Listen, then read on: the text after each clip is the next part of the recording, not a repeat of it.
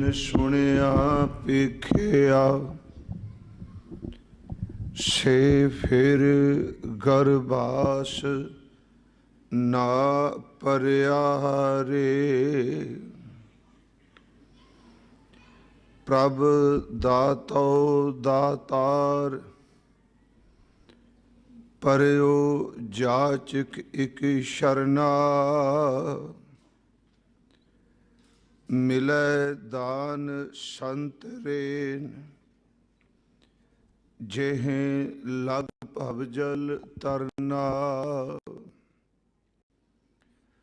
Bint करूं अरदास सुनो जे ठाकुर भावै। देहो दर्श मन चाओ भगत एह मन ठहरावै। बलियो चिराग अंधियार में सब कल उदरी इक नाम धर्म। प्रगट सकल हर भवन मह जन नानक गुर पार ब्रह्म। सतनाम वाहे गुरु साहिब जियो। राग आसा महला पहला। पट्टी लिखी एक ओंकार सतगुर प्रसाद। ससै सोए सृष्ट जिन साजी सबना साहिब एक भया। सेवत रहे चित जिन का लागा आया तिनका सफल भया। मन काहे भूले मूड मना जब लेखा देवह बीरा तो पढ़िया रहा। ईवड़ी आद पुरख है दाता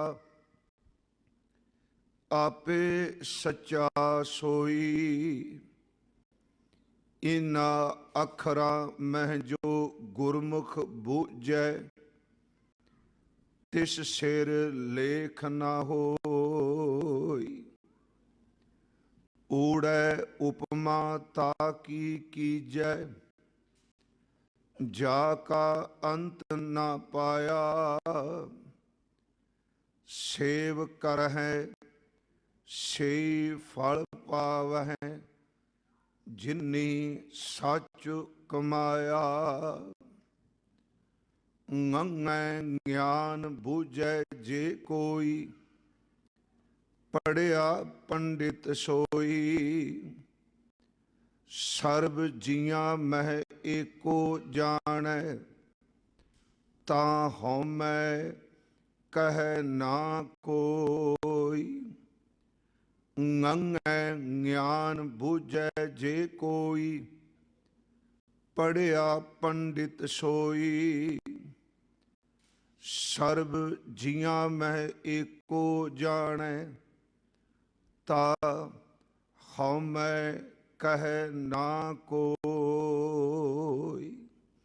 वाहिगुरु जी का खालसा वाहिगुरु जी की फतेह। परम सन्मान योग जुगो जुग अटल साहिब श्री गुरु ग्रंथ साहिब सच्चे पातशाह महाराज जी दी पावन पवित्र हजूरी अंदर गुरुद्वारा साहिब जी दी वरेगंढ नूं समर्पित इस साल दे विशेष गुरमत दीवान दी आप जी हाजरी भर रहे हो। सन्मानयोग भाई साहब जी ने सतगुरां दी अमृत गुरबाणी दा रस पिन्ना कीर्तन सरवण कराया है। आओ जो कल दोपहर दे दीवान विच आप संगत दे सन्मुख कुछ बेनतियां कीतियां सन, गुरु नानक साहब महाराज आदि गुरु जी हजूर दा 550 साला आगमन गुरपुरब समुचा गुरु नानक नाम लेवा संसार भावना सहित मना रहा है। हर एक व्यक्ति का यतन होवेगा कि सतगुरु जी दे इस पुरब नूं दातार दी दिती हुई समर्था अनुसार कुछ योगदान पा के गुरु बाबा जी की प्रसन्नता हासिल कर सके। उस तहत ही जिन्नी कुछ सोझी दातार ने दिती, दास इस गुरुद्वारा साहब न्यूजीलैंड तो इस शताब्दी नूं समर्पित विचार की आरंभता करन लगा है। राग आसा है, गुरु नानक साहब महाराज जी की उचारण की हुई पट्टी है। चलो असी 35 अखरी कहने हाँ, उंज वैसे से दातार ने अखरां दा सरलेख नहीं दिता, सिर्फ पट्टी लिखी ही दातार ने दर्ज किया है। 35 इस दे पदे ने, 2 रहाउ दियां तुकां ने। आपां यतन करना है कि इन्हां 7 दिनां विच सतगुरु अपनी कला वरतान असी इस बाणी दे अखरी अर्थ इस दी समय अनुसार जिन्नी को व्याख्या हो सके वो व्याख्या, और इस बाणी विच सतगुरु उस व्याख्या विच भाव अर्थ की देंदे ने, असी उहनूं वाचन दा यतन करना है। इस करके मैं आरंभ विच बेनती करां कि बहुत चंगा होवे रोज़ दा पाठ करने वाले सिख जे इन्हां 35 पदियां दा रोज़ पाठ अपने नितनेम विच कर लैन तां, जे नहीं घट्टो घट्ट 5-5 पदे आप अगलेरे रोज़ पढ़ के आओगे तो ये जरूर समझ पाएगी कि महाराज सच्चे पातशाह सानू की उपदेश पै दिंदे ने। आओ विचार की आरंभता तो पहला आप जितने सतगुरु के चरनां विच हाजिर हो जां देश विदेश बैठे आप किते भी इस स्थान तो विचार श्रवण कर रहे हो, मैं इस करके बेनती की देश विशेष देश, क्योंकि दूर बैठे इस मीडिया राही सुनते आ जरूर बहुत, पर सब की आस्था बुलारे बारे इक्को जी नहीं हुंदी। उन्होंने खास करके बेनती है कि घट्टो घट 550 साल सारिਆਂ ਨੂੰ माफ़ कर दिया जे। करो कृपा, असीस बख्शो, कोई भी रसना विरवी वांझी ना रहे, प्यार अदब सहित उच्चारण करो जी। सतनाम श्री वाहे गुरु जी। करो बख्शिश, फिर उच्चारण करो जी। सतनाम श्री वाहे गुरु जी। सतगुरु गुरु अर्जुन देव महाराज जी ने जदों गुरु ग्रंथ साहिब जी की संपादना कर रहे ने, उस वक्त जिहड़ी बाणी की तरतीब दिती, उस तरतीब के अनुसार गुरु नानक साहिब की इस पवित्र बाणी नूं राग आसा विच दर्ज किया गया है। इस पवित्र बाणी का आरंभता है राग आसा। इसका स्पष्ट अर्थ है कि जिहड़ी रचना, ये रचना राग आसा विच हजूर ने उचारण की है। नाल शब्द है महला पहला। इसका सीधा भाव यह है कि जिस रचना नूं आप जी हुण पढ़न लगे हो, सरवण कर लगे हो, ये महला पहला सतगुरु गुरु नानक साहब महाराज जी की मुबारक रचना तो उचारण किया हुआ है। थोड़ा जिहा मैं इसनूं रिपीट करांगा।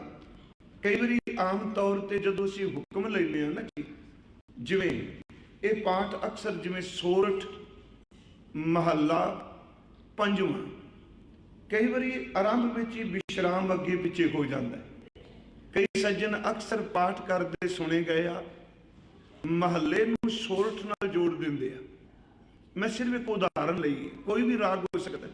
जिवें पाठ करते सोरठ महला, इनू लैत पढ़ के विश्राम दे दिता, अगे बोल दिता पंजवां, हुण उत्थे अनर्थ हो जाते। सोरठ नाल महला जुड़ जाए तो पंजवें दे अर्थ आपां की करांगे। उत्थे जदों पाठ करना है, दरअसल जो सूझवाना ने उस्तादा ने समझाया, जिवें हुण इत्थे पाठ है राग आसा, इत्थे थोड़ा जा रुक जाइए। इहदा मतलब राग आसा है ते अगे शब्द पढ़ांगे महला पहला। इहदा मतलब कि पहले सतगुरु आदि गुरु सतगुरु गुरु नानक साहब महाराज, उन्होंने अपनी मुबारक रसना तो ये अमृत बाणी उचारण की। अगे शब्द है जी पट्टी लिखी, पट्टी लिखी है श्री गुरु ग्रंथ साहब की पवित्र बाणी च। ये सरलेख सिर्फ पूरी बाणी विच 2 वारी आया है। पट्टिया शब्द, पट्टी शब्द की वरतों महाराज जी ने काफ़ी बार की, पर इत्थे शब्द है पट्टी लिखी। इस बाणी तो बाद गुरु अमरदास महाराज जी की उच्चारण की कोई बाणी है, उसका सरलेख सिर्फ इन्ना कोई पट्टी, उत्थे लिखी शब्द नहीं महाराज ने दर्ज किया। मैं तां इस दे आरंभ संबंधी कुछ बेनती करनी है। राग आसा है, पहले गुरुदेव की बाणी है, ते पट्टी लिखी दे लफ्जी अर्थ ने कि तख्ती लिखी। असी फफे नाल भी कहंदे सा फट्टी लिखी, पर इत्थे गुरुदेव ने शब्द वरत्या पट्टी लिखी। एक पाखे इतिहास का, एक पासे यूनीवर्सिटी विच जिहड़े विद्वान ने उन्हां दा इस बाणी की खोज संबंधी मैं दोनों पक्ष आप जी नूं संखेप जिहा अर्ज कर देना। असल च जन्म साखी विच 2 गल्लां लिखियां ने। एक जन्म साखी कहंदी है जदों बाबा 5 वर्ष का होया, तब कालू ने कहा नानक तू पढ़, उत्थे 5 वर्ष लिखा है। पर ज्यादातर जिहड़ियां जन्म साखियां ने उस विच ये लिखा है कि जदों गुरु नानक साहब की आरबला 7 वर्ष की हुई, तब बाबा कालू जी गुरु नानक साहब नूं पंध दे पास पढ़न वास्ते ले गए। सुनियो इस बेनती नूं, क्योंकि पहली गल समझ पै जाएगी, फिर अगा बाणी दे अर्थ सौखे। 5 साल एक कहंदा 7 वर्ष, पर ज्यादा जिहड़े ने वो 7 वर्ष की गल करदे कि 7 सालां दे बाबा जी। एक जन्म साखी वाला कहंदा उस दिन बुधवार सी, दूसरे जन्म साखी वाले कहंदे उस दिन ऐतवार सी। ऐतवार वाला दिन सी। बाबा कालू साहब कुछ मिठा लैके ते 5 रुपये बाबा जी अपने घरों लैके गए। बाबा कालू जी तुसीं देखो 5 रुपइया की कितनी कीमत उस वेले। पांदे नूं 5 रुपये देने वास्ते कि मेरे पुत्र नानक नूं तू पढ़ा, ते नाल वो शब्द वरत्या उस दिन ऐतवार सी। मेरे मन च आया भी अज जे बच्चों को सब के मन च इक्को गल कौनी, ऐतवार की तो छुट्टी हुंदी, अजकल जे तुसी पश्चिम देश सिर्फ अरब नूं छड्ड दिओ, तुसी हर पासे ऐतवार नूं आपां कहने आ भी वीकेंड है। मैं एक बार अर्ज की सी, गुरु ग्रंथ साहिब भी जदों पाठ करोगे, असल च गुरु ग्रंथ साहिब विच 7 वारां दा जिहड़ा पहला वार है वो सोमवार नहीं, गुरु ग्रंथ साहिब मुताबक हफ्ते दे पहले वार नूं ऐतवार कहा गया। पहला वार ऐतवार, क्योंकि आम तौर पर अक्सर असी ऐतवार जिवें शनिचर ऐतवार कहने वीकेंड है, पहला वार जिहड़ा गुरबाणी मुताबक हफ्ते का पहला दिन जिहड़ा वो ऐतवार है, सोमवार दूजा दिन है। जिवें कबीर साहिब का शब्द हुंदा है, आदित करे भगत आरंभ, काया मंदिर मनसा थम। इसका मतलब ऐतवार हफ्ता शुरू होया है, हालांकि बाणी च हफ्ता शब्द नहीं आया, सिर्फ वार 7 आया है, सरलेख 7 वार 7 है। पर इत्थे इसका मतलब ऐतवार वाले दिन पिता बाबा कालू जी पुत्र नूं उंगल ला के पढ़न वास्ते लै गए। तो मैं एक होर आप नूं बेनती करा, इंज प्रतीत हुंदा है जी, ते सच्चाई है। उस तो पहला गुरु नानक साहब दे दर्शन किते, कल असीं जिक्र किया, सब तो पहला जे गुरु नानक ने बोल के उपदेश इस संसार नूं दिता है तो पट्टी बाणी है। सब तो पहला महाराज पंध नूं मिलदे, हालांकि जनेऊ वाली रस्म इस तो बाद होनी। सब तो पहला गुरु नानक साहब ने इस मानवता दे उद्धार लई जिहड़े अंमृत बोल अपनी रसना तो उच्चारण किते गुरमुखो, वो पट्टी बाणी है। यही कारण के दास ने पट्टी बाणी नूं ही आरंभ बनाया। महाराज गुरु नानक साहब जाते हैं, 5 रुपये पंध नूं देंदे आ, नाल मठियाई बच्चों नूं देंदे जिहड़े उस पाठशाला विच 8 साल विच ने, ते नाल कहंदे ने पंध आ नानक नूं पढ़ा। भाई बाले वाली जन्म साखी विच पांधे दा नाम लिखिया गया गोपाल, सिर्फ ओहदे भी दिता है। ये पांधा गोपाल है, ते जिन्हों संस्कृत पढ़ाने लई कहा ओहदे लई शब्द वरत्या, ओहदा नाम सी पंडित बृजनाथ। गोपाल पांधा गुरु नानक साहब महाराज जी नूं पढ़ाना शुरू करता है। वो कहंदे ने हजूर नूं उन्हें अपने कोल बिठा लिया। पहले दिन उन्हें फट्टी लई। गुरमुखो आप सब नूं पता है कि आपां पहला फट्टियां लिखते आए हैं कि असल च की है कि जदों बच्चे नूं स्कूल पाया जाता सी, लकड़ की तख्ती लकड़ की फट्टी लैके उस उपर पांधा जिहड़ा है पहला पूरने पांदा सी। आप सब नूं पता है पूरने पाए जाते सन। उस तो बाद कई बारी पांधा उस बच्चे दे हाथ च कलम पकड़ा के उस दियां उंगलां नूं अपने हाथ विच पकड़ के उन्हां पूरनियां दे उत्ते लिखना सिखांदा सी, तू अखर नूं किस ढंग नाल ते किस सिरे तो शुरू करना। फिर बिनती फट्टी उपर पहला सिर्फ पूरने पाए जाते, फिर हाथ नूं पकड़ के लिखाया जाता सी कि इस अखर नूं इस थां तो शुरू करके इस सिरे ते दी समाप्ति होनी है। पांधे ने शुरू कर दिता। पांधा कितना खुशकिस्मत होवेगा जी। ते मैं तां अज मंगल विच कह गुरु नानक जी ने सुनिया पेखिया, उन्हें महाराज जी ने शुरू करा दिता पढ़ाना। पहले 2 जोल पढ़ाया, वो महाराज जी ने लिख दिता। दूसरे दिन आए फिर पढ़ाया। कहते कुछ दिनों बाद जो इतिहासकार कहते हैं कि गुरु नानक साहब महाराज फट्टी लिखते हैं ते अपने मुख तो कुछ गुण गिनाते। उस वक्त वो नहीं लिख रहे जो कुछ पांधे ने कहा है। इत्थे मैं आपको एक बेनती तां करनी चाहना क्योंकि कुछ विद्वान इस गल नाल सहमत नहीं कि महाराज ने 7 साल की उम्र में फट्टी किवें लिख दी। वो कहते हैं ये तो बाणी जिहड़ा शब्द अखीर ते होना है शायर, ये तो उदों लिखी होनी है जदों प्रौढ़ अवस्था विच ने। इसदा मतलब जदों जवानी की अवस्था विच। वो फिर करदे नाल उदाहरण देंदे आ कि जिवें 52 अखरी है जी गुरु अर्जुन देव जी ते भगत कबीर जी, क्योंकि 52 अखरी का संबंध संस्कृत के 52 अखरां नाल है। जिवें वो कहंदे ने राम कली दखनी ओंकार है, इस तरह ये फट्टी बाद विच लिखी गई।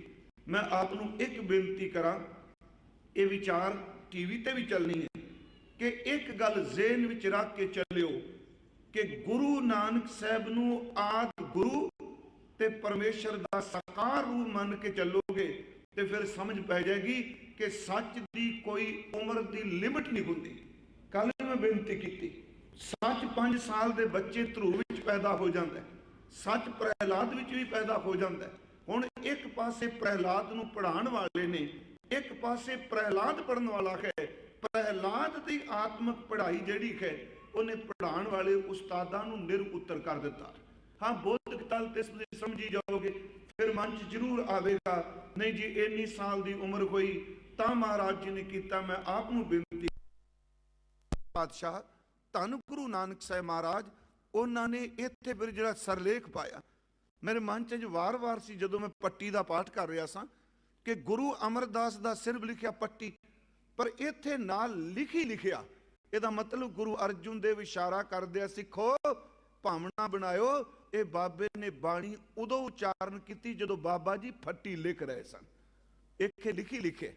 ਹੁਣ ਦੱਖਣੀ ਓਂਕਾਰ 'ਚ ਲਿਖੀ ਨਹੀਂ ਆਇਆ, ਬਾਵਨ ਅੱਖਰੀ ਦੇ ਸਰਲੇਖ ਤੇ ਲਿਖੀ ਨਹੀਂ ਆਇਆ, ਜਿਹੜੀ ਦੂਸਰੀ ਪੱਟੀ ਗੁਰੂ ਅਮਰਦਾਸ ਦੀ ਉੱਤੇ ਲਿਖੀ ਨਹੀਂ ਆਇਆ, ਪਰ ਇੱਥੇ ਸ਼ਬਦ ਆਇਆ ਕਿ ਪੱਟੀ ਲਿਖੀ। ਮੇਰਾ ਖਿਆਲ ਇਸ ਲਿਖੀ ਸ਼ਬਦ ਨੂੰ ਜ਼ੇਨ 'ਚ ਰੱਖ ਕੇ ਚੱਲਣਾ ਚਾਹੀਦਾ ਹੈ ਕਿ ਇਹ ਫੱਟੀ ਗੁਰਦੇਵ ਨੇ ਉਦੋਂ ਉਚਾਰਨ ਕੀਤੀ ਹੈ ਜਦੋਂ ਸਤਿਗੁਰੂ ਗੁਰੂ ਨਾਨਕ ਸਾਹਿਬ ਪੰਧ ਦੇ ਕੋਲ ਪੜ੍ਹਨ ਵਾਸਤੇ ਗਏ। ਅਗਲੀ ਬੇਨਤੀ, ਪੰਧ ਦਾ ਪੜ੍ਹਾ ਰਿਹਾ ਹੈ, ਹਾਂ 35 ਅੱਖਰ ਨੇ, ਪਰ ਮੈਂ ਬੇਨਤੀ ਕਰੀ ਜਾਵਾਂਗਾ ਜਿੱਥੇ ਜਿੱਥੇ ਅੱਖਰਾਂ ਦਾ ਫਰਕ ਹੈ, ਕਿਉਂਕਿ ਅਸੀਂ ਸਭ ਤੋਂ ਪਹਿਲਾਂ ਜਦੋਂ 35 ਪੜ੍ਹਦੇ ਹਾਂ ਊੜਾ ਪੜ੍ਹਦੇ ਹਾਂ, ਫਿਰ ਈੜੀ ਪੜ੍ਹਦੇ ਹਾਂ। ਇੱਥੇ ਸਭ ਤੋਂ ਪਹਿਲਾਂ ਅੱਖਰ ਸੱਸਾ ਆਇਆ ਹੈ। ਬੇਨਤੀ ਕਰਾਂ, ਅਸੀਂ ਈੜੀ ਪੜ੍ਹਦੇ ਹਾਂ, ਪਰ ਗੁਰਦੇਵ ਨੇ ਈੜੀ ਨਹੀਂ ਵਰਤਿਆ, ਗੁਰਦੇਵ ਨੇ ਈਵੜੀ ਵਰਤਿਆ। ਉਹ ਮੈਂ ਅੱਗੇ ਬੇਨਤੀ ਕਰੀ ਜਾਵਾਂਗਾ ਜਿੱਥੇ ਜਿੱਥੇ ਅੱਖਰ ਆਉਣਗੇ।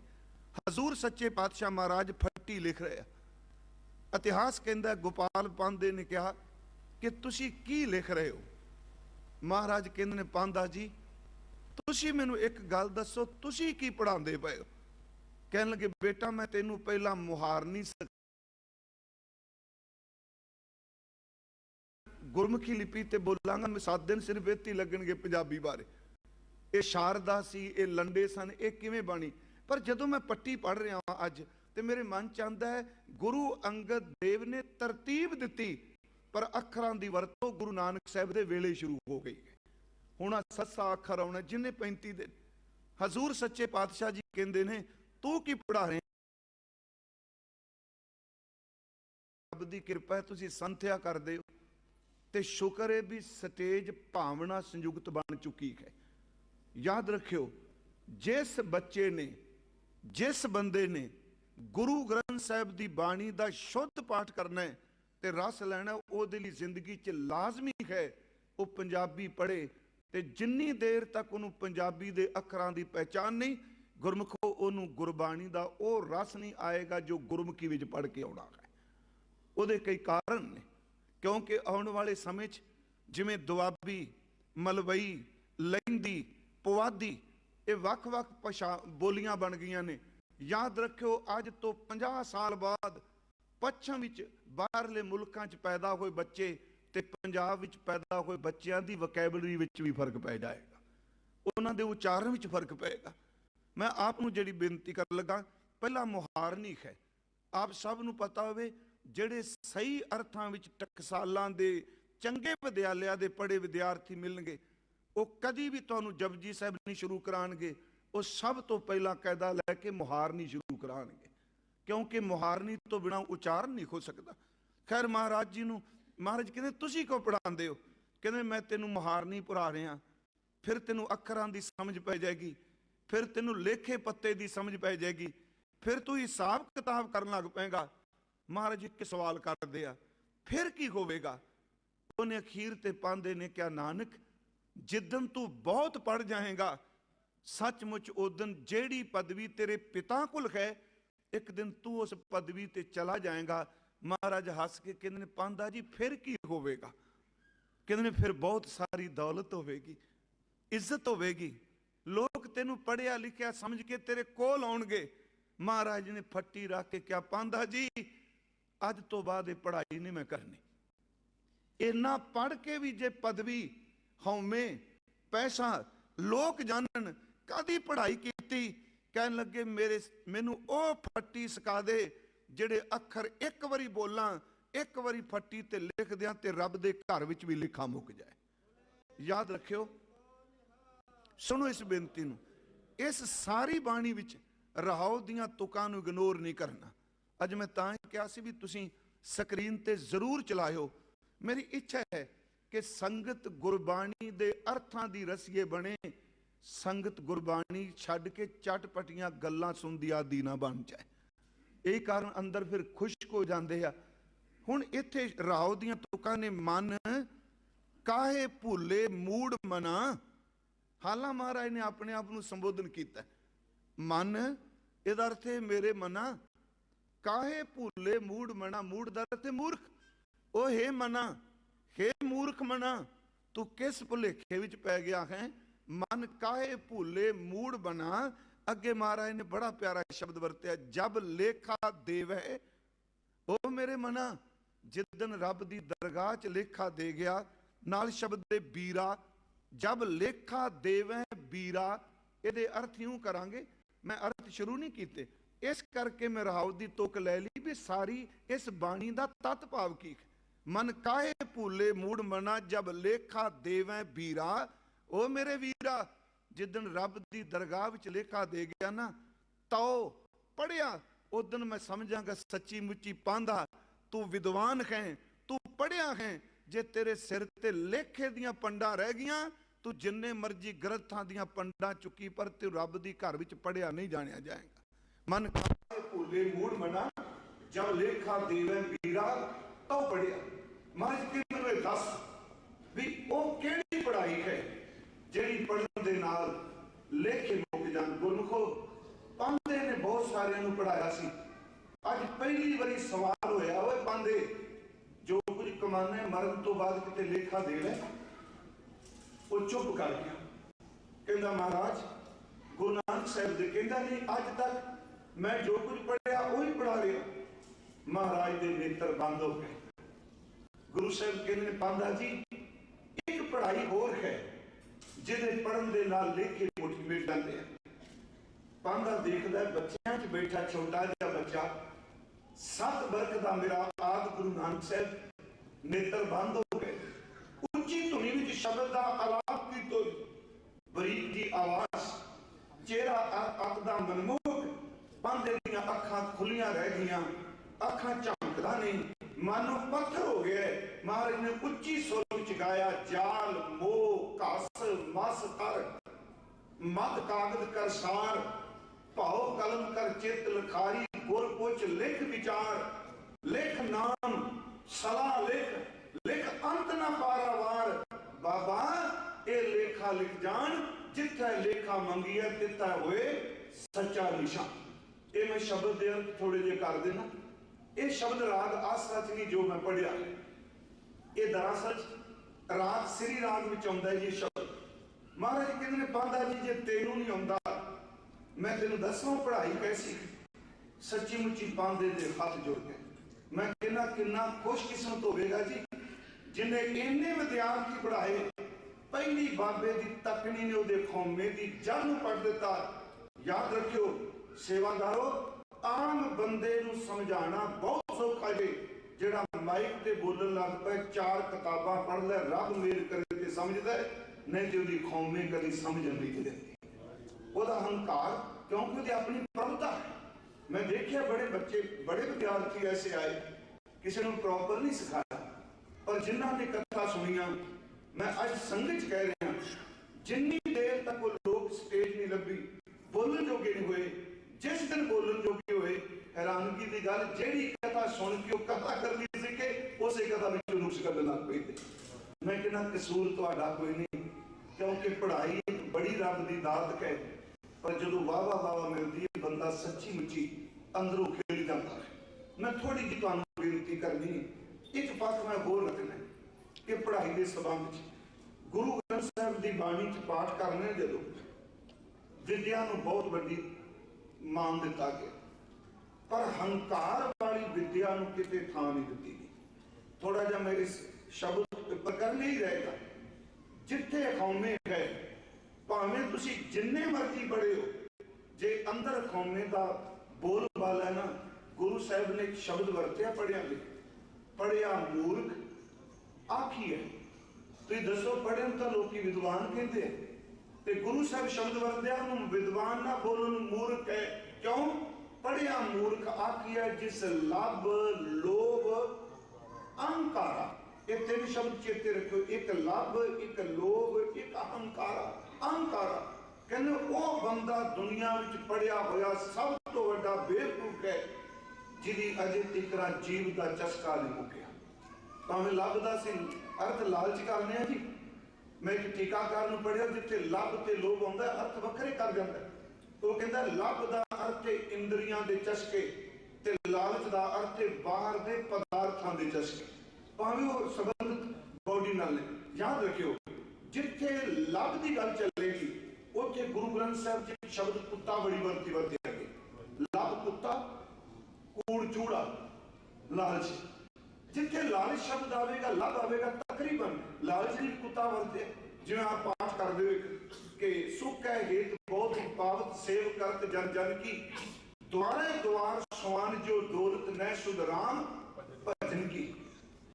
ਕੁੱਤਾ ਸ਼ਬਦ ਵਰਤਿਆ ਲਾਲਚ ਵਾਸਤੇ। ਹੁਣ ਇੱਥੇ ਮਹਾਰਾਜ ਕਹਿੰਦੇ ਜਿਹਦੇ ਜੀਵ ਦਾ ਚਸਕਾ, ਜਿਹਦੇ ਅੰਦਰ ਤਮਾ ਖਤਮ ਨਹੀਂ ਹੋਇਆ, ਜਿਹੜਾ ਹੰਕਾਰੀ ਉਹ ਵਿਦਵਾਨ ਨਹੀਂ, ਉਹ ਮੂਰਖ।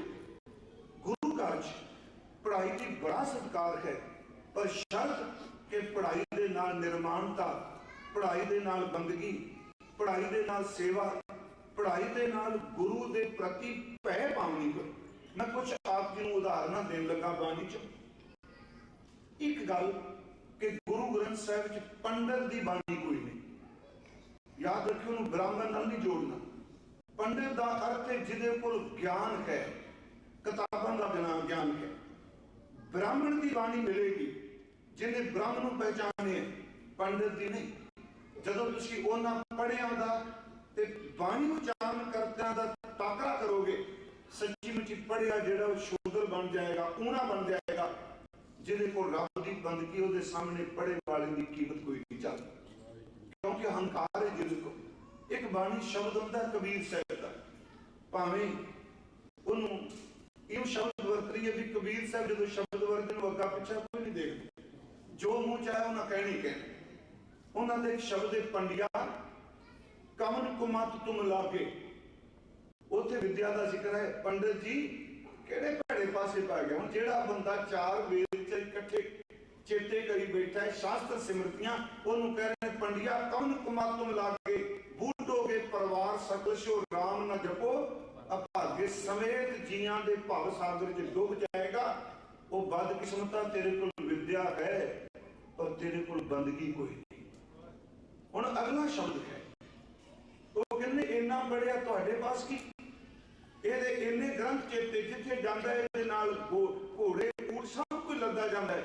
ਹੁਣ ਭਗਤ ਜੀ ਅਗਲੀ ਉਦਾਹਰਨ ਕੀ ਦਿੰਦੇ ਆ, ਕਹਿੰਦੇ ਗਧੇ ਦੀ ਪਿੱਠ ਉੱਤੇ ਤੁਸੀਂ ਕੀਮਤੀ ਚੰਦਨ ਲਾਦਦੇ ਹੋ ਤੇ ਗਧੇ ਦੇ ਕੰਨ 'ਚ ਫੂਕ ਮਾਰ ਕੇ ਕਹੋ ਅੱਜ ਤੂੰ ਬੜਾ ਖੁਸ਼ਕਿਸਮਤ ਹੈ ਕਿਉਂਕਿ ਤੇਰੇ ਉੱਤੇ ਜਿਹੜਾ ਚੰਦਨ ਲੱਦਿਆ ਉਹ ਬੜਾ ਕੀਮਤੀ ਹੈ। ਕਹਿੰਦੇ ਗਧਾ ਸ਼ਾਇਦ ਕਿਤੇ ਬੋਲ ਪਵੇ, ਉਹ ਇੱਕੋ ਗੱਲ ਕਹੇਗਾ ਭਾਵੇਂ ਚੰਦਨ ਲੱਦ ਲਓ ਤੇ ਭਾਵੇਂ ਵੇਦ ਲੱਦ ਲਓ, ਮੇਰੇ ਵਾਸਤੇ ਤਾਂ ਭਾਰ ਹੀ ਹੈ ਨਾ, ਮੈਂ ਕੀ ਜਾਣਾ ਇਹਦੀ ਕਦਰ। ਕਹਿੰਦੇ ਸੱਚੀ ਮੁੱਚੀ ਸਿਮਰਨ ਤੋਂ ਬਿਨਾਂ ਵਿਦਿਆ ਇਸ ਤਰ੍ਹਾਂ ਜਿਵੇਂ ਖੋਤਾ ਆਪਣੇ ਪਿੱਠ ਉੱਤੇ ਚੰਦਨ ਦਾ ਭਾਰ ਢੋਂਦਾ ਪਿਆ, ਸਿਰ ਭਾਰ ਢੋ ਰਿਹਾ। ਪੰਡਿਆ ਕਵਨ ਕੁਮਾਤੁਮ ਲਾਗੇ, ਬੁੱਢ ਹੋ ਗਏ ਪਰਿਵਾਰ ਸਕਲ ਸੋ ਰਾਮ ਨਾ ਜਪੋ ਅਭਾਗੇ, वेद पुराण पढ़े का क्या गुण, खर चंदन जस पारा, राम नाम की गद नहीं जानी, कैसे उतर सपारा। किवें पार होवेगा। इसे करके मैं बेनती की, गुरु घर दे अंदर पढ़ाई सरकार है, पढ़ना चाहिए। मैं बेनती करांगा, अक्सर विद्वानां नूं एक बेनती करना हुंदा, तुसीं जिन्ने बैठे हो घट्टो घट 8-8 घंटे काम करदे, मेरे वीर कीर्तनीय बैठे आ 8 घंटे तुसीं काम करदे हो, कोई 12 घंटे करदा है, उदों बाद तुहानूं हफ्ते बाद रोटी लई कुछ पैसे नसीब हुंदे आ। मैं कहना असीं वो कुछ कमा जाने आ, मैं सच गुरु नूं कल्पन लई नहीं, दुनियादारां नाल नहीं। ਜਿਹੜੇ लोग हफ्ते च ना कमा सकन, एक गाउण वाला कीर्तनिया वैगुरू बख्श दिओ, बोलण वाला 4 शब्द बोले, संगत कुर्बान जाती है। पर घट्टो घट दिहाड़ी विच 8 घंटे नहीं 2 घंटे अपना अभ्यास जरूर करे कि जे संगत इन्ना कुछ करदी, मैं ईमानदारी नाल दी सेवा भी करा। देखो तुसी उस पढ़ाई का, उस गाए का आनंद कितना लेना। गुरु घर च मैं बेनती की, तलीम नूं स्वीकार किया और उस तलीम नूं एक होर गल याद रखो, अनपढ़ बंदा शायद उन्ना कौमी नुकसान नहीं करता जिन्ना पढ़िया लिखिया मूर्ख बंदा कर जाता। इस गल सुनियो फिर ध्यान, ये भी गुरु नानक साहब, अनपढ़ बंदा नहीं शायद उन्ना करेगा, पढ़िया लिखिया जो कुराए पै जाता है प्यारे, उदो एक पिछे कई दे कई जिहड़े ने मारे जाते हैं। एक उदाहरण मैं आप जिन्होंने होर देन लगा बाणी च, गुरु नानक साहब का शब्द है, वो 3 उदाहरण लिया, महाराज ने विद्वानों का जिक्र किया, मैं थोड़ा जा विचों इस करके निकलिया, मैं इस गल नूं शुरुआत च कह सका कि गुरु साहब पढ़ाई का उत्थे ही तर करदे आ जिथे पढ़न दे पिछे जीवन कोई नहीं, जिथे अखरां दे पिछे अमल उस गुरु नूं, उस पढ़ाई नूं स्वीकार करदे आ। हुण एक पाठ हुंदा है महाराज दा, हरना बाजा तै सिकदारां इन्ना पढ़िया ना। गुरु नानक साहब के शब्द ने जी, हरना बाजा तै सिकदारां इन्ना पढ़िया ना, फल इन्हों पढ़े लिखिया क्या जाता है, फाकी लगी जात मान अगे नागी थाऊ, सो पढ़िया सो पंडित बिना जिनी कमाना नाऊ, पहलों दे जड़ अंदर जम्मे ता ऊपर होवे, शामे दे अर्थ थोड़े जे कर देना जी। एक हरन, एक बाज ते तीसरा पढ़िया लालची बंदा, ये तिन्ने महाराज कहते इको ने, ये तिन्ने दे तिन्ने अपने मरवाते हैं, अपने लुटते हैं। गुरु नानक साहब का बचन है जी, पहली गल शब्द वरती खरन, आपको पता हो जी, पहला जेडे शिकारी सन वो खरन के बच्चे लैके पाल लेंदे सन, उन्होंने की करना हरन का बच्चा ले लेना जी, उन्होंने अपने कोलों खुराक दे के उस बच्चे को पाली जाना, उस बच्चे को फिर तलीम दे लग पे, पढ़ान लग पे, ते होया कि जदों वो हरन का बच्चा थोड़ा जिहा वड्डा होया,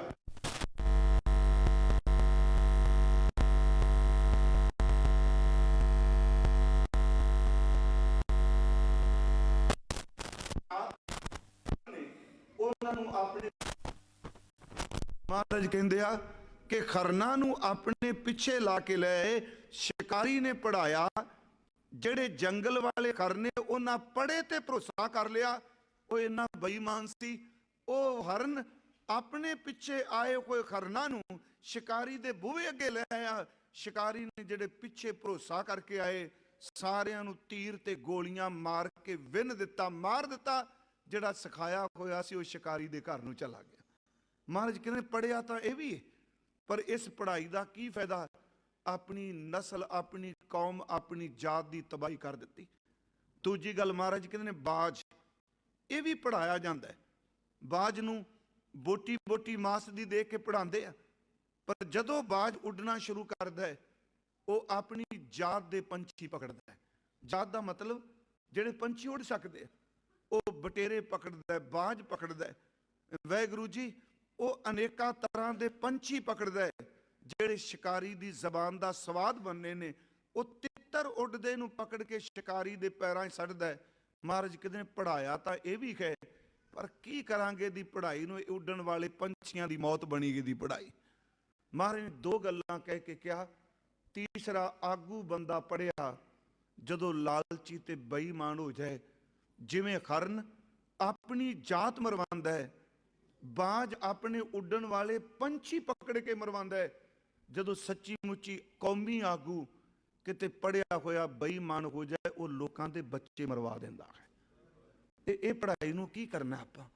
महाराज शब्द वरदिया, खरना बाजा तै सिकदारा इन्ना पढ़िया नाऊ, फांदी लगी जात फहाइन अगे नहीं थाऊ, सो पढ़िया सो पंडित बिना जिनी कमाना नाऊ। अगली गल सुनियो, पहलों दे जड़ अंदर जम्मे ता ऊपर होवे छां। कहते ने ओही रुख उत्ते छां दिंदा है, जिस रुख दी जड़ पहला धरती च होवे, जिस पढ़े दे सीने विच गुरु दा सिमरन दी जड़ होवे, सच है ओदे लिखे हुए शब्द भी, ओदे गाए हुए शब्द भी, ओदे बोले हुए शब्द भी तपदे लोकां दे अंदर नूं ठंड दे दिंदे। देखो उदाहरण दित्ती रुख दी, जड़ पहला है जी, छां बाद च, याद रखो। कभी किसी देखे भी पहला छां आ गई जड़ बाद विच आएगी? पहला जड़ होना लाजमी है। जड़ होवेगी ते छां जन्म लएगी। जे पढ़े होए दे अंदर गुरु दे सिमरन दी जड़ होवेगी ना, ਉਹਦੇ ਜੀਵਨ ਵਿੱਚੋਂ ਛਾਂ ਜ਼ਰੂਰ ਨਿਕਲੇਗੀ। ਮੈਂ ਇਸ ਕਰਕੇ ਥੋੜੀ ਜੀ ਗੱਲ ਕਹੀ ਵੀ ਪੜ੍ਹਾਈ ਦੀ ਥਾਂ ਅੱਗੇ ਅੱਗੇ ਆਈ ਜਾਣਗੇ ਸ਼ਬਦ, ਕਿੱਥੇ ਕਿੱਥੇ ਪੜ੍ਹੇ ਨੂੰ ਰੋਕਦੇ ਆ। ਮੈਨੂੰ ਤਾਂ ਅੱਜ ਭਾਈ ਸਾਹਿਬ ਦੀ ਗੱਲ ਯਾਦ ਆ ਰਹੀ ਸੀ, ਭਾਈ ਵੀਰ ਸਿੰਘ ਉਹਨਾਂ ਦੀ। ਉਹਨਾਂ ਦੀ ਇੱਕ ਨਜ਼ਮ ਹੈ ਜੀ, ਇਲਮ ਤੇ ਅਮਲ। ਇਲਮ ਦਾ ਅਰਥ ਤਾਲੀਮ, ਵਿਦਿਆ, ਨੌਲੇਜ, ਤੇ ਅਮਲ ਦਾ ਅਰਥ ਪ੍ਰੈਕਟੀਕਲ ਤੌਰ ਤੇ। ਉਹਨਾਂ ਨੇ ਬੜੀ ਸੋਹਣੀ ਉਦਾਹਰਨ ਦਿੱਤੀ। ਚਲੋ ਮੈਂ ਉਹ ਨਜ਼ਮ ਆਪ ਨੂੰ ਸੁਣਾ ਦੇਣਾ। ਉਹ ਕਹਿੰਦੇ ਹੰਕਾਰੀ ਵਿਦਵਾਨ ਦੀ ਬਿਰਤੀ ਇਹ ਵੇ ਕਿ ਉਹ ਆਪਣੀ ਖੋਪੜੀ ਨੂੰ ਇਸ ਤਰ੍ਹਾਂ ਵਰਤਦਾ ਹੈ ਜਿਵੇਂ ਇੱਕ ਮੰਗਣ ਵਾਲਾ ਮੰਗਤਾ ਆਪਣੇ ਹੱਥ ਵਿੱਚ ਪਕੜੇ ਹੋਏ ਖੱਪਰ ਨੂੰ ਵਰਤਦਾ ਹੈ।